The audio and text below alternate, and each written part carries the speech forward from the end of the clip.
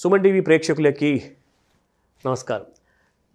ఇందాక లాస్ట్ ఎపిసోడ్లో మనం చూసాము అసలు లెవరేజ్ అంటే ఎందుకు అండ్ లెవరేజ్ దేనికోసం. సో ఆ తర్వాత ఈరోజు మనం నేర్చుకుందాము డెరివేటివ్స్. అసలు డెరివేటివ్స్ ఎందుకు అండ్ డెరివేటివ్స్ దేనికోసం అండ్ డెరివేటివ్స్ వల్ల లాభాలేంటి. మనతో పాటు ఉన్నారు ఈరోజు Narsing Rao garu, SEBI registered research analyst. So welcome Narsing Rao garu. So ముఖ్యంగా మనం ఈరోజు డెరివేటివ్స్ గురించి ప్రామిస్ చేశాము మన ప్రేక్షకులకి. సో డెరివేటివ్స్ అసలు ఎందుకు, అసలు డెరివేటివ్స్ ఎలాంటి కైండ్ ఆఫ్ ఫీచర్స్ ఉంటాయి? ఇక్కడ డెరివేటివ్స్ని మనం టూ టైప్స్ కింద మనం చూడవచ్చు. ఒకటి రిస్క్ ప్రొటెక్షన్ కింద అని చెప్పేసి అని కావచ్చు, లేదనుకుంటే కనుక వెల్త్ని స్పీడప్ చేసుకోవచ్చు అని చెప్పేసి లెవరేజ్ గురించి మనం లాస్ట్ ఎపిసోడ్లో డిస్కస్ చేసాము. సో ఇక్కడ రిస్క్ ప్రొటెక్షన్ గురించి ఎట్లాగా అనేది సబ్సిక్వెంట్ ఎపిసోడ్స్లో మనం డిస్కస్ చేసుకోవచ్చు.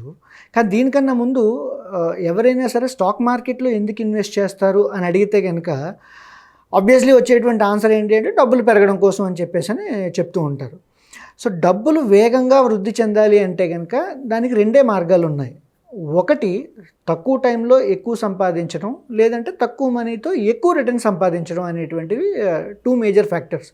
దీన్ని మనం ఫార్ములా కింద చెప్పాలి అంటే కనుక సిఏజిఆర్ అని చెప్పేసి అని ఫైనాన్షియల్ ఎక్స్పర్ట్స్ చెప్తూ ఉంటారు. So compounded annual growth return ఏదైతే ఉంటుందో ఎంత ఎక్కువ ఉంటే మన వెల్త్ అంత ఫాస్ట్గా మల్టిప్లై అవుతుంది, అంత ఫాస్ట్గా గ్రో అవుతుంది అని చెప్పేసి అని చెప్తారు. సో ఇక్కడ సిఏజిఆర్ తాలూకా ఫార్ములాలో చూసుకుంటే కనుక మీకు ఒకటి రేట్ ఆఫ్ రిటర్న్, ఒకటి టైం ఒకటి. సో ఈ రెండు కూడా చాలా క్రూషియల్ రోల్ని ప్లే చేస్తూ ఉంటాయి.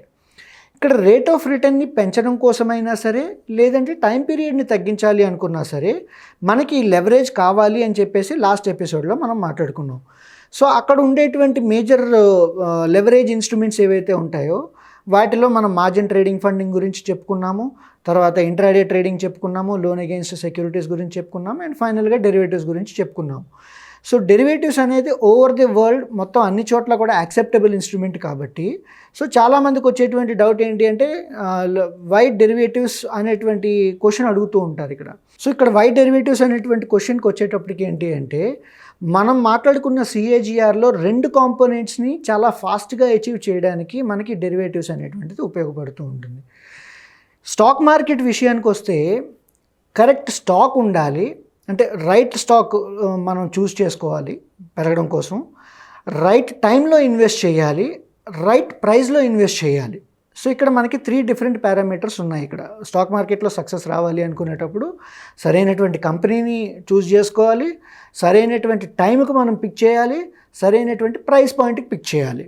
సో ఈ మూడింటిని రైట్ అయితే మన స్టాక్ మార్కెట్లో వెల్త్ క్రియేషన్ అనేటువంటిది చాలా ఫాస్ట్గా అవుతుంది అని చెప్పేసి మనం చెప్పుకోవచ్చు.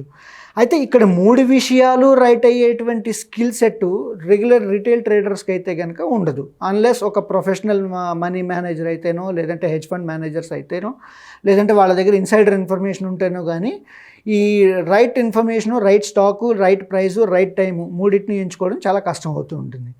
సో ఇక్కడ మనకి డెరివేటివ్స్ని వాడడం వల్ల ఈ మూడిట్లో ఎక్కడ తప్పైనా సరే మనం వెల్త్ క్రియేట్ చేసుకునేటువంటి అవకాశం మనకి డెరివేటివ్స్ ద్వారా వస్తుంది. సో ఇప్పుడు మనం చెప్పుకుంటున్నటువంటి 3 పారామీటర్స్లో రైట్ స్టాక్ కావచ్చు, రైట్ ప్రైస్ కావచ్చు, రైట్ టైం కావచ్చు. ఫస్ట్ రైట్ స్టాక్ గురించి మనం డిస్కస్ చేద్దాం. వారన్ బఫెట్ లాంటి తాలూకా పర్సన్కి తన పోర్ట్ఫోలియోలో కేవలం 10% నుంచి 15% స్టాక్స్ మాత్రమే మల్టీ బ్యాగర్ కింద అవ్వడం జరిగింది. కానీ మన రిటైల్ మైండ్ సెట్ ఏంటి అంటే నేను ఏ స్టాక్ కొంటే ఆ స్టాకే మల్టీ బ్యాగర్ అవ్వాలి అనేటువంటి ఉద్దేశంలో మనం ఉంటూ ఉంటాం. సో ఇక్కడ పోర్ట్ఫోలియోని బిల్డ్ చేసుకున్నా కూడా పోర్ట్ఫోలియోలో కేవలం 10% ఆఫ్ ద స్టాక్స్ మాత్రమే రైట్ అయ్యేటువంటి అవకాశం ఉంటుంది. సో ఇక్కడ రైట్ స్టాక్ని చూసుకోవడం, రైట్ స్టాక్ని చూస్ చేసుకోవడం అనేటువంటిది కష్టం అని చెప్పేసి వారన్ బఫెట్ గారే ప్రూవ్ చేయడం జరిగింది. ఇంకా సామాన్యంలో మన వల్ల కాదు. సో దాన్ని పక్కన పెట్టేద్దాం. Right time in the market, అంటే టైమింగ్ ది మార్కెట్ అని చెప్పేసి అని చెప్తూ ఉంటారు. జనరల్గా మార్కెట్లో ఉండే నానుడు ఏంటి అంటే కనుక ఎవరు మార్కెట్ని టైమింగ్ చేయలేరు కాబట్టి మనకు ఉన్నటువంటి ఇన్వెస్ట్మెంట్స్ని ఎస్ఐపి మోడ్లో చేసుకోండి అని చెప్పేసి చెప్తూ ఉంటారు. ఎందుకంటే మనం టైమింగ్ ది మార్కెట్ చేయలేం కాబట్టి at least time in the market, లేదంటే ఎస్ఐపి ఆటోమేటిక్గా మార్కెట్ సైకిల్స్ని టైం చేస్తుంది అనేటువంటి ఉద్దేశంతో ఉంటుంది. సో ఇక్కడ టైమింగ్ ది మార్కెట్ కూడా చేయలేము అనేటువంటిది ప్రూవ్ అయిపోయింది. ఇక్కడ నెక్స్ట్ రైట్ ప్రైస్ కింద మనం మాట్లాడుకోవాల్సి వస్తుంది. ఇక్కడ రైట్ ప్రైస్కి వచ్చేటప్పటికి మార్కెట్లో వోలటాలిటీ ఎప్పుడైతే ఉంటుందో వోలటాలిటీ వల్ల రైట్ ప్రైస్ని చూసుకున్నా కూడా ఆ వోలటాలిటీ వల్ల మనం ఆ స్టాక్ని హోల్డ్ చేసుకోలేనటువంటి కెపాసిటీ ఉండొచ్చు. సో అప్పుడేమవుతుంది అంటే మనం డిస్కస్ చేసుకున్నటువంటి 3 పాయింట్లు రెగ్యులర్గా క్యాష్ మార్కెట్లో ఇన్వెస్ట్ చేసినా లేదంటే మ్యూచువల్ ఫండ్స్లో చేసినా కూడా వెల్త్ క్రియేషన్ అనేటువంటిది టఫ్ అవుతుంది అని చెప్పేసి మనం డిసైడ్ చేసుకోవచ్చు. అంటే ఇక్కడ మన టఫ్ అంటే చాలా స్పీడ్గా వెల్త్ క్రియేట్ చేసుకోవాలి అనేటువంటి ఆతృత ఉండేటప్పుడు ఆబ్వియస్లీ ఈ 3 మార్గాలు సరైనటువంటి మార్గాలు కాదు అని చెప్పేసి అని మనకు ప్రూవ్ అయ్యాయి. So then what is the right method? So using the derivatives is the right method అని చెప్పేసి మనం చెప్పుకోవచ్చు. సో వాటి వల్ల బెనిఫిట్స్ ఎట్లా వస్తాయి అనేటువంటిది సబ్సీక్వెంట్ ఎపిసోడ్స్లో కూడా మనం డిస్కస్ చేసుకుంటూ ఉంటాం. సో ఇందాక మీరు అన్నారు కదా, టైమింగ్ రైట్ ఉండాలి and all the other aspects right ఉండాలి. సో ఇన్ని రైట్లు అన్నారు కదా, అసలు దీన్ని మీరు ఎలా వివరిస్తారు? ఎందుకంటే ఇది చాలా టఫ్గా అనిపిస్తుంది ముఖ్యంగా చూడబోతే. సో దీన్ని కాంప్లెక్స్గా కాకుండా ఒక ఈజీ మెథడ్ ఏమైనా ఉందా? సో ఈజీ మెథడ్ కోసం మనం చూసుకునేటప్పుడు ఏంటంటే స్టాక్ మార్కెట్లో క్యాపిటల్ ఎప్రిసియేషన్ కోసం కావాల్సినటువంటి పారామీటర్స్ మనం మాట్లాడుకుంటున్నటువంటి క్రమంలో సో లాస్ మేకర్స్ ఎవరైతే ఉంటారో లాస్ మేకర్స్ని ఫాస్ట్గా ఎగ్జిట్ అవ్వడం, విన్నర్స్ ఎవరైతే ఉంటారో విన్నర్స్ని మనం పట్టుకొని ఉంచడం, అండ్ ఆ విన్నర్స్ కూడా రైట్ టైంలో ఎంటర్ అయ్యి చాలా ఫాస్ట్గా క్యాపిటల్ ఎప్రిసియేషన్ అయ్యేటువంటి పద్ధతిలో మనం చేయగలగాలి. అయితే ఇక్కడ bull market, bear market and sideways market, so 3 ఫేజ్లు ఉన్నాయి ఇక్కడ. సో జనరల్గా మార్కెట్ ఎప్పుడు కూడా కంప్లీట్లీ ఒకే సైడ్లో ఎప్పుడూ వెళ్తూ ఉండదు. సో మార్కెట్లో సైకిల్స్ అనేటువంటివి ఉంటూ ఉంటాయి. సో ఇక్కడ మనం చెప్పుకుంటున్నటువంటి వెల్త్ క్రియేషన్ కోసం క్యాష్ మార్కెట్ పోర్ట్ఫోలియోస్ కావచ్చు లేదంటే మ్యూచువల్ ఫండ్స్ అన్నీ కూడా పెరగాలి అనేటప్పుడు మార్కెట్లు ఎప్పుడూ పెరుగుతూనే ఉండాలి. కానీ మార్కెట్స్ ఎప్పుడు కూడా పెరగవు కదా. సో మనకి 3 డిఫరెంట్ సైకిల్స్ ఉన్నాయని చెప్పేసి అని మనం చెప్పుకుంటున్నాం, bull market, bear market and sideways market కింద అనేసి. ఒక రిటైల్ ఇన్వెస్టర్కి డబ్బులు రావాలి అంటే కనుక ఖచ్చితంగా స్టాక్ మార్కెట్లు ఎప్పుడూ పెరుగుతూనే ఉండాలి. ఆబ్వియస్లీ లాస్ట్ 1.5 ఇయర్లో కంటిన్యూస్గా అలా పెరుగుతూనే ఉన్నాయనుకోండి. బట్ డిఫరెంట్ సైకిల్స్ చూసుకునేటప్పుడు బేర్ మార్కెట్స్లో స్టాక్ ప్రైజెస్ పడుతూ ఉంటాయి. సో స్టాక్ ప్రైజెస్ ఎప్పుడైతే పడుతూ ఉంటాయో వెల్త్ ఎరోషన్ అయ్యేటువంటి అవకాశం ఉంటుంది. లేదా స్టాగ్నెంట్ పీరియడ్స్ ఉంటాయి మార్కెట్లో, పెద్దగా చలనం లేకుండా లేదంటే ఒక సైడ్ వేస్ రేంజ్లో ఉండేటప్పుడు. అలాంటప్పుడు కూడా డబ్బులు అనేటువంటివి క్యాపిటల్ ఎప్రిసియేషన్ అనేటువంటిది జరగదు. సో ఇక్కడ 2 రకాల సిద్ధాంతాలు ఇక్కడ మనం చూసుకునేటప్పుడు 2 మనకి ఎగెన్స్ట్గా ప్లే చేస్తున్నాయి. కేవలం బుల్ మార్కెట్ ఒకటే మనకి ఫర్గా ప్లే చేస్తున్నది. మిగతా 2 సినారియోస్లో కూడా డబ్బులు రావాలి అనుకునేటప్పుడు options are the ideal instruments to make money using in bear market గురించి కావచ్చు లేదంటే సైడ్ వేస్ మార్కెట్లో మనకి కంటిన్యూస్గా రెగ్యులర్ ఇన్కమ్ కింద రావాలి అనుకునేటప్పుడు obviously derivatives will help us in that. And ఇంకొకటి జనరల్గా రిటైల్ ఇన్వెస్టర్స్ చేసేటువంటి మిస్టేక్ ఏంటి అంటే కేవలం బుల్ మార్కెట్లో కొనేటువంటి స్టాక్స్ బేర్ మార్కెట్లో పడడం జరుగుతూ ఉంటాయి. సో కొన్ని ఎగ్జాంపుల్స్ మనం తీసుకోవాల్సి వచ్చేటప్పుడు రిలయన్స్ కమ్యూనికేషన్ లాంటి స్టాక్ కావచ్చు లేదంటే పీసీ జ్యువెలర్స్ లాంటివి కావచ్చు, డిహెచ్ఎఫ్ఎల్ లాంటివి కావచ్చు. బుల్ మార్కెట్లో ఉండేటప్పుడు వెల్త్ అనేటువంటిది బాగా క్రియేట్ చేయడం జరిగింది. కానీ వాటిలో బ్యాడ్ న్యూస్ వచ్చేటప్పుడు ఇన్వెస్టర్స్ చాలా దారుణంగా స్ట్రక్ అయ్యారు. సో అలాంటప్పుడు కూడా మనకి డెరివేటివ్స్ ఉండడం వల్ల ఒక ప్రొటెక్షన్ లాంటిది తీసుకుంటే క్యాపిటల్ ఎరోజన్ అనేటువంటిది చాలా తక్కువ అవుతుంది అని చెప్పేసి అండ్ పోర్ట్ఫోలియోకి కొంత సేఫ్టీ ఉంటుందని కూడా మనం చెప్పుకోవచ్చు ఇక్కడ.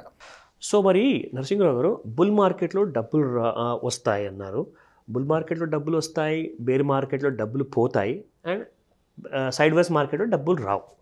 సో ఇక్కడ మీరు ఒక సరైన మార్గం ఏదైనా ఉంటే మా ప్రేక్షకుల కోసం చెప్తారా? సో ఇక్కడ సరైనటువంటి మార్గం కింద మనం చూసుకుంటే డెరివేటివ్స్లో ఉండేటువంటి మేజర్ బెనిఫిట్ కింద ఏంటి అంటే ఏ టైప్ ఆఫ్ మార్కెట్కి అయినా సరే మన దగ్గర సరైనటువంటి స్ట్రాటజీ ఉంటే ఆ స్ట్రాటజీని వాడుకొని we can get more income and consistent income. Say for example ఒక సైడ్ వేస్ మార్కెట్ ఉంది అంటే ఇప్పుడు ఇది ఇచ్చేది కేవలం ఎగ్జాంపుల్ కోసం మాత్రమే డిస్కస్ చేస్తున్నాను, it's not a strategy for every one. Side ways market ఉంటే కనుక షార్ట్ స్ట్రాంగిల్ లాంటిదో లేదంటే షార్ట్ స్ట్రాడల్ లాంటిదో క్రియేట్ చేసుకోవడం, లేదంటే కవర్డ్ కాల్ లాంటిదో ఏదైనా సరే మనం క్రియేట్ చేసుకోగలిగితే కనుక obviously we can create a regular stream of income. అదేవిధంగా మనకి బేర్ మార్కెట్కి వచ్చేటప్పటికి ఏంటి అంటే ప్రొటెక్టివ్ పుట్ లాంటిదో లేదంటే బేర్ పుట్ లాంటిదో లేదంటే బేర్ కాల్ లాంటి స్ట్రాటజీస్ని మనం క్రియేట్ చేసుకొని మన పోర్ట్ఫోలియోని కొంతవరకు ఎరోడ్ అవ్వకుండా చూసుకునేటువంటి అవకాశం ఉంటుంది. సో ఇక్కడ జనరల్గా మనకి మార్కెట్లో ప్రాఫిట్స్ రావాలి అనుకునేటప్పుడు ఫస్ట్ థింగ్ మనం గెలిచేటప్పుడు ఎక్కువగా గెలవాలి, ఓడిపోయేటప్పుడు తక్కువగా ఓడిపోవాలి. సో జనరల్గా బుల్ మార్కెట్లో వచ్చేటప్పుడు సంపాదించేటప్పుడు ఎక్కువగా సంపాదించాలి, బేర్ మార్కెట్స్ వచ్చేటప్పుడు తక్కువగా పోగొట్టుకోవాలి. సో ఈ సూత్రం అనేటువంటిది డెరివేటివ్స్ని వాడుకోవడం వల్ల definitely we will be able to gain more from the markets and make sure that we are having a regular income from markets. So మీరు చెప్పేది ఇందాక చూస్తే నరసింహరావు గారు హెచ్ఎన్ఐ క్లయింట్స్కి బాగా అనుకూలంగా ఉండే కైండ్ ఆఫ్ ఐడియాస్ చెప్పారు. అయితే రీటైల్ క్లయింట్స్ అంటే చిన్న మధ్యతరపు ఉన్న క్లయింట్స్ ఎవరైతే ఉంటారో రీటైల్ మార్కెట్లో ట్రేడర్స్ ఆర్ ఇన్వెస్టర్స్, సో వీళ్ళు మ్యూచువల్ ఫండ్లో ఇన్వెస్ట్మెంట్స్ కానివ్వండి, లేదంటే స్టాక్ మార్కెట్లో డెలివరీస్ కూడా తీసుకుంటారు. సో వీళ్ళకి మీరు ఏదన్నా ఒక కొత్త విధానం లాంటిది ఏదైనా చెప్తారా? ఎందుకంటే లేదంటే ఒక ట్రైడ్ అండ్ టెస్టెడ్ విధానం ఏదైనా ఉందా? వెరీ గుడ్ క్వశ్చన్ అడిగారు సార్ మీరు యాక్చువల్గా. అయితే కనుక సో ఇంతవరకు మ్యూచువల్ ఫండ్స్లో ఇన్వెస్ట్మెంట్ అనేటువంటి పదం కింద మనం మాట్లాడుకుంటున్నాం. ఒకప్పుడు సేవింగ్ అనేటువంటి పదం ఉండేది, దాన్ని మ్యూచువల్ ఫండ్స్లో ఇన్వెస్ట్ చేయండి అని చెప్పేసి చెప్తున్నాం. సో ఇప్పుడు కొత్తగా వచ్చినటువంటి ఆస్పెక్ట్ ఏంటి అంటే save in mutual funds, invest in stocks, trade in derivatives, play with options. So ఆ రకంగా కనుక చేయగలిగితే కనుక మ్యూచువల్ ఫండ్స్లో షార్ట్ టర్మ్ అమౌంట్స్ ఏవైతే కావాలో అవన్నీ కూడా సేవ్ చేసుకోండి, లేదంటే నీడ్స్ మీ ఫైనాన్షియల్ ప్లానర్ మీకు ఇచ్చేటువంటి గోల్స్ పరంగా కావచ్చు వాటిలో సేవ్ చేస్తూ ఉండండి. ఎడిషనల్ ఇన్వెస్ట్మెంట్స్ ఏమైనా ఎడిషనల్ అమౌంట్ లంసమ్ అమౌంట్స్లో ఏమైనా మీకు వస్తే కనుక స్టాక్స్లో ఇన్వెస్ట్ చేస్తూ ఉండండి, ఫ్యూచర్స్ ద్వారా ట్రేడింగ్ చేస్తూ ఉండండి, ఆప్షన్స్ ద్వారా ప్లే చేస్తూ you can earn money. So ఇక్కడ మనం అన్ని ఆస్పెక్ట్స్ ఆఫ్ అంటే మేజర్గా ఫైనాన్షియల్ మార్కెట్స్లో ఉండేటువంటి అన్ని ఇన్స్ట్రుమెంట్స్ని మనం వాడుకుంటున్నాం. ఇక్కడ ఈ వాడుకోవడం వల్ల ఏమవుతున్నది అంటే కనుక మనకి లెవరేజ్ కాంపోనెంట్తో ఎడిషనల్ మనీ పెట్టక్కర్లేదు. ఎందుకంటే సెబీ వాళ్ళు ఇచ్చినటువంటి గైడ్లైన్స్ ప్రకారం డెరివేటివ్స్లో ప్లే చేసేటప్పుడు ఎస్పెషల్లీ ఆప్షన్ బయింగ్కి మాత్రమే క్యాష్ మార్జిన్ కావాలి. ఫ్యూచర్స్కి అయితే కనుక క్యాష్ మార్జిన్ అక్కర్లేదు.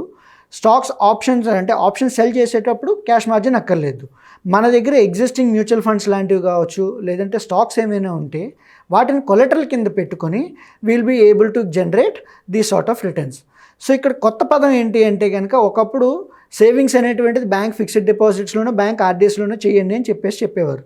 ఇప్పుడు మన కొత్త పదం ఏంటి అంటే కనుక save in mutual funds, invest in stocks, trade in futures and play with options. So then definitely you will be able to make more money. Suman TV ప్రేక్షకులకి ఇది చాలా ఇంపార్టెంట్ నాలెడ్జ్. కావాల్సిన ఇన్కంప్లీట్ ఐడియాస్ వల్ల చాలామంది లాసెస్ ఇన్కర్ అవుతున్నారు. So ఇక్కడ ముఖ్యంగా చూసుకుంటే నరసింహరావు గారు ఇన్డెప్త్గా స్టెప్ బై స్టెప్గా అసలు ఎలా డెరివేటివ్స్లో అడ్వాంటేజ్ తీసుకోవచ్చు, అది సేఫ్గా వాడుకుంటే ఎంతవరకు మీకు వెల్త్ డెవలప్ చేసుకోవచ్చు. సో చాలా బాగా చెప్పారు. సో తప్పకుండా నెక్స్ట్ ఎపిసోడ్లో మళ్ళీ కలుద్దాము. అండ్ మీకు ఏదైనా ప్రశ్నలు ఉంటే తప్పకుండా money@sumantv.comకి తప్పకుండా మీరు మెయిల్ పంపించండి. మా వంతు మేము ప్రయత్నం తప్పకుండా చేస్తాం. నమస్కారం.